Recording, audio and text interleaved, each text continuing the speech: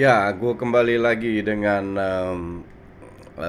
Champions League di hari terakhir sambil lihat ngintip laptop gue di grup A. Ada beberapa kejutan yang kita mulai dari itu deh, dari grup D yang mulai bermain jam 1, yaitu Ajax Liverpool.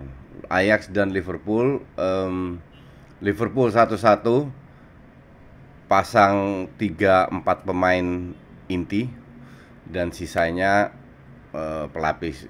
Ya, sangat masuk akal. Liverpool kalah pun tetap juara grup. Jadi dan ujungnya yang cetak gol salah juga. Walaupun Minimano sudah seneng dia bisa cetak gol, ternyata bubar kabeh. Apa namanya, Liverpool juara grup, dan itu nggak begitu heran sebenarnya. Mereka sangat kuat lah di grup ini. Terus Ajax Atalanta. Ajax ini cukup hanya dengan satu kemenangan aja. Cukup. Bahkan cetak satu gol cukup. Oke. Main lawan Atalanta. Ya, sebenarnya kalau dibilang Ajax nggak lolos sih salah sendiri, betul. Cuman lu harus lihat sikonya juga. Ajax ini tiap tahun kan jual pemain. 2 tahun yang lalu siapa namanya? De Jong, De Ligt, Dolberg, Schöne dijual dan nyaris nggak lolos juga di grup yang sama Chelsea, di mana kalau gue bilang dikerjain pas di Chelsea itu 4-4 harusnya bisa menang, dapat 2 kartu merah di hari terakhir kalau lawan Valencia kalau nggak salah. Dan musim ini jual Ziyech, Van de Beek dan Serginho Dest, ya. Jadi masukin lagi pemain baru yang gue bilang cukup bagus. Cuman the problem dengan Ajax ini, mereka kalau full tim nggak ada yang cedera, semua main bagus, itu sangat bisa ngelawan. Nah, kemarin di match yang sangat penting mereka kehilangan Daley Blind, kehilangan Neres, terus Muhammad Kudus nggak ada satu lagi, kehilangan 4 pemain lah. Em, Kalau dari sisi permainan Ajax cukup bagus, cuman ya kalau lu kayak Klaassen gitu, menit 75 kok nggak salah, berhadapan dengan kiper nggak masuk, gimana lu mau bisa menang? Ujung-ujungnya kena counter, si Masraoui salah heading, di counter Perskur telat sedikit, dapat 1 gol Atalanta. Mau seri pun Atalanta yang lolos di menit 85. Ya inilah pertandingan, kalau lu nggak cetak gol dalam momen-momen yang tentu di mana lu diberikan peluang, ya then is gone. Ajax nggak lolos.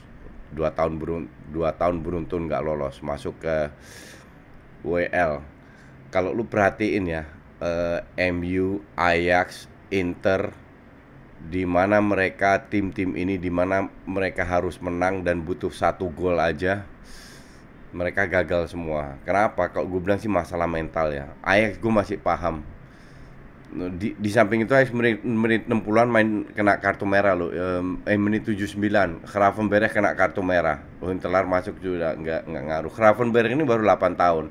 Perskus juga 18 tahunan. Terus bahkan kemarin Brobbey masuk, itu striker ketiga setelah oh ya, Traore nggak bisa main juga, nggak, Lassina Traore nggak main. Brobbey umur 18 tahun. Jadi banyak pemain-pemain muda yang penampilannya cukup bagus, cuman untuk bisa lolos ke grup, ya that's different cake. Nah ini yang jadi masalah Ajax tiap tahun, karena tiap tahun mereka harus menjual pemain untuk bisa survive. But that's okay. Intinya masuk ke European League. Oke. Kita lihat ke grup A. Munchen menang 2-0. ATM seru juga. Gue sempet nonton. Gak begitu lama, satu babak. Salzburg ini gak sejelek orang pikir ya. Salzburg ini kan KW2-nya Leipzig. Satu bapak. Dan mereka itu benar-benar berani tampil all out loh. Berani menyerang. Memang permainannya berusaha untuk cepat, tapi tidak sefluid Leipzig. Itu harus dikatakan. Dan lu ketemu tim Madrid, kalau dari sisi permainan mereka imbang. Tapi ya, ketemunya Madrid, di mana tim-tim besar kalau mereka tertekan, Atletico Madrid, Real Madrid, Juve dan lain-lainnya, banyak tim besar kalau mereka tertekan, mereka perform. Itu bedanya. Dan akhirnya di menit-menit terakhir kalau nggak salah, cetak 2-0-nya. Ya, menit 39 terus menit 86. Dan gue bilang bukan hal yang memalukan ya. Kalau shotsnya off target 12 Red Bull dan 2 on target. Atletico 4 on target dan 2 on target. Jadi 6 shots dibanding 14 shots. Ball possession lebih bagus Salzburg, dan kelihatan juga dari permainannya. Hanya Salzburg ini kan nggak punya pemain yang benar-benar berkualitas. Jadi ketemu pemain-pemain kayak Joao Felix, kayak pemain-pemain Madrid lah, itu nggak butuh banyak peluang untuk bisa cetak gol. Dan ya kalau dibilang layak lolos, ya Atletico Madrid jelas lebih berkelas dan layak untuk lolos ke babak berikutnya. Ini akan jadi seru. Terus Inter, Marseille nggak usah kita bahas lah. City menang 3-0, Agüero balik lagi on fire. Ini seru buat lawan MU ntar. Porto juga menang, Porto runner up, City juara grup expected. Oke. Nah, Inter ini yang seru nih. Real Madrid itu harus menang lawan Gladbach. Gladbach ini bisa dibilang giant killer kan. Di sana ketinggalan dulu 2-0. Terus akhirnya Madrid main 2-2. Tapi kemarin dari awal itu Madrid main bagus loh. Gue nggak tahu kenapa, feeling gue ya, yang gue bisa perkirakan ini karena Ramos sudah balik lagi. Dan ada atau enggaknya Ramos itu ngaruh bumi dan langit dari sisi permainan. At least ada seorang leader yang bisa mengatur. Benzema bisa kapten, tapi bukan pemain yang bisa ngatur kiri kanan lah, kasarnya begitu. Tugas dia kan cetak gol. Nah, Real Madrid, gue masih inget gue ngetit di menit 25 kalau nggak salah, gue udah ngetit ya, kalau Madrid main kayak begini selesai, case close, Madrid akan menang karena mainnya benar-benar bagus. Dan the problem is Benzema pun dalam pressconnya bingung juga. Kita nggak tahu kenapa kita harus begini. Tiap kali kita di bawah tekanan baru kita performanya bagus. Dan lawan Shakhtar 2 kali kalah, dia juga nggak ada penjelasan soal itu. But anyway, Madrid lolos. Terus kita lihat Inter. Nah, gue nonton Inter terutama di babak kedua ya. Jadi gue pindah-pindah dari Madrid ATM, terus gue pindah ke Inter. Inter ini sempat berapa menit nonton di babak pertama, Inter is struggling. Gue tweet juga, Inter is struggling. Berusaha keras, bekerja keras, tapi ya gue bingung sama Conte. Nah, asli, lu kalau main dengan 3-5-2 nggak berjalan kan, at least you do something. Apalagi di bench itu ada Eriksen, ada Alexis Sanchez yang akhirnya dimasukin, tapi juga menit keberapa dimasukin. Gak habis pikir. Lautaro itu sudah lama dia nggak bermain bagus kalau menurut gue ya.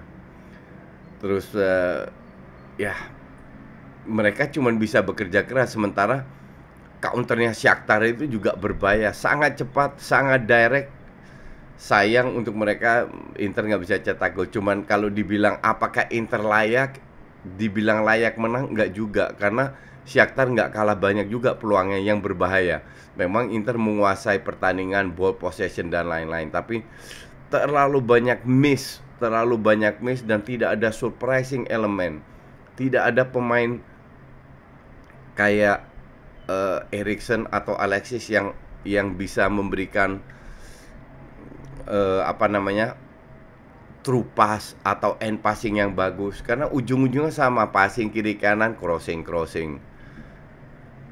Kalau gue sih, kalau gue jadi pemilik Inter, Conte gue pecat. Satu, gajinya gede banget, termasuk pelatih paling mahal di Serie A kalau nggak salah. Terus permainannya gitu-gitu aja. Kalau lu dapat banyak peluang, bener-bener peluang berbahaya, kena tiang, kena mistar atau suek lah kasarnya begitu, ya masih fine. Ini peluang berbahaya nggak banyak juga. Dan 2 kali kalah lawan Madrid kalau nggak salah, atau sekali seri sekali kalah. Lawan Borussia mereka masih unggul head to head. Cuman it's just not good enough ya. Dari 4 grup ini bukan grup neraka banget kalau gue bilang. Inter ranking 4 loh. UEL aja nggak bisa masuk. Untuk tim sebesar Inter, this is just unacceptable. Jangan bilang, oh ya kita sekarang lagi di di rank 2 dan lain-lainnya. Lu berada di rank 2 karena Juve di awal-awal itu terseok-seok. Oke. Tapi kalau lihat udah 2 tahun Inter gagal lolos, ya gue nggak ngerti ya. Kalau gue jadi pemilik Inter sih, Conte is just not good enough. Apalagi dia kepala batu, nggak mau merubah dan lain-lainnya. Yang seru adalah ini sebagai penutupan, drawing yang kebetulan hari Senin, dan itu ada 8 tim yang layak masuk jadi juara grup, yaitu Munchen, Madrid, City, Liverpool, Chelsea, terus siapa lagi? Kalau tim-tim top semua lah. Yang seru sebagai runner up itu ada 4 tim yang akan menghasilkan match seru, yaitu Red Bull, Barcelona, Sevilla, sama Gladbach ya. Ya Madrid juara grup ya. Sama ya Gladbach nggak begitulah.